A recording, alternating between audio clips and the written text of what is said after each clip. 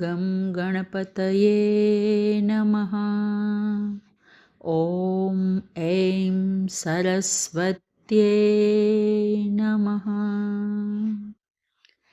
ત્રીજા અને ચોથા શ્લોકમાં ભગવાને અર્જુનના 6 પ્રશ્નોના ઉત્તર આપી દીધા. હવે અર્જુનનો 7મો પ્રશ્ન હતો કે અંતકાળમાં આપ કેવી રીતે જાણવામાં આવો છો? એનો ઉત્તર આપતા ભગવાન કહે છે, અંતકાલે ચ મામેવ સ્મરન મુક્ત્વા કલેવરમ યઃ પ્રયાતિ સમદ્ભાવમ યાતિ નાસ્ત્યત્ર સંશય.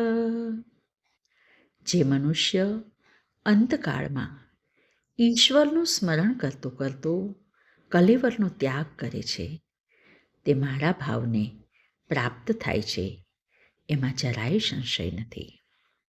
જીવનનો અંત મૃત્યુ છે, એટલે જ તેને અંતકાળ કહેવાય છે. મૃત્યુ સમયે મરનારની માનસિક સ્થિતિ કેવી રહી તે અત્યંત મહત્વની બાબત છે. જ્યારે મનુષ્ય મરતી વખતે બધા વિચારો ત્યજી દઈને કેવળ ઈશ્વરનું સ્મરણ કરતાં કરતાં શરીરનો ત્યાગ કરે છે ત્યારે ઈશ્વરીય ગતિને પ્રાપ્ત કરે છે, એમાં સંશય નથી. પરંતુ જો અંતકાળે ઈશ્વર સ્મરણ ન થઈ શક્યું તો તેનો જવાબ આપતા ભગવાન કહે છે, યમ યમ વાપી સ્મરન ભાવમ ત્યજત્યંતે કલેવરમ તમ તમે વૈતિ કૌંતેય સદા તદ્ભાવ ભાવિતઃ. હે કૌંતેય, મરણ વખતે મનુષ્ય જેવા જેવા ભાવનું સ્મરણ કરે છે તે તેવા તેવા ભાવને પ્રાપ્ત કરે છે. છેલ્લો વિચાર નવો જન્મ નક્કી કરે છે. આખાય જીવન દરમિયાનનો ખૂબ જ આગળ પડતો વિચાર મૃત્યુ સમયે મનનો કબજો મેળવે છે અને મૃત્યુ સમયે કરેલો વિચાર પુનર્જન્મમાં મળનાર શરીરનું સ્વરૂપ અને સ્વભાવ નક્કી કરે છે. ઈચ્છાઓ અનંત છે, તેથી માનવી એક જન્મમાં પોતાની બધી ઈચ્છાઓ સંતોષી શકતો નથી. મન પર પડેલી બધી અસર અને ઈચ્છાઓનો સમૂહ મૃત્યુ સમયે વલોવાય છે.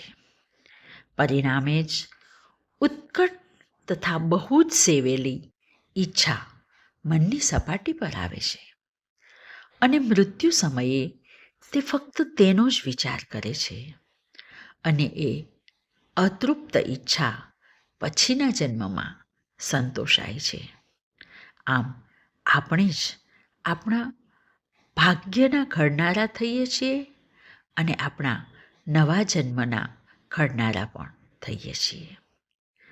પરંતુ જો આપણે આ જન્મ મૃત્યુના ચક્રને તોડીને ઈશ્વર તત્વમાં મળી જવું હોય તો અંતકાળે ઈશ્વરનું ચિંતન થવું આવશ્યક છે. પણ પ્રશ્ન એ થાય કે અંતકાળે ઈશ્વરનું સ્મરણ થવા માટે મનુષ્ય શું કરવું જોઈએ? તો ભગવાન કહે છે, તસ્માત સર્વેષુ કાલેષુ મામનુસ્મરયુધ્ય ચ મય્યર્પિત મનો બુદ્ધિર મામે વૈશ્યસ્ય સંશયમ. તેથી બધો સમય મને યાદ કર અને યુદ્ધ કર. મારામાં મન અને બુદ્ધિને સ્થિર કરીને તું ચોક્કસ મને જ પામીશ. આ શ્લોકની પ્રથમ પંક્તિ તસ્માત સર્વેષુ કાલેષુ મામનુસ્મરયુધ્ય ચ એ જીવનમાં દિશાસૂચક પંક્તિ છે. તેનો અર્થ છે કે કોઈ પણ સમયે કે કોઈ પણ અવસ્થામાં, પછી એ પવિત્ર હોય કે અપવિત્ર, ઈશ્વરનું સ્મરણ કરવું જોઈએ અને યુદ્ધ કરવું જોઈએ.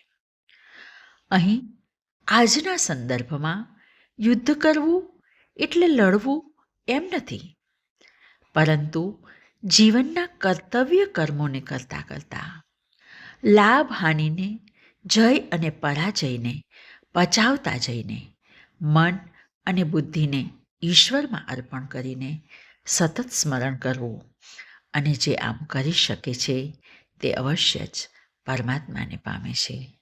આજે બસ આટલું જ. હરિ ઓમ.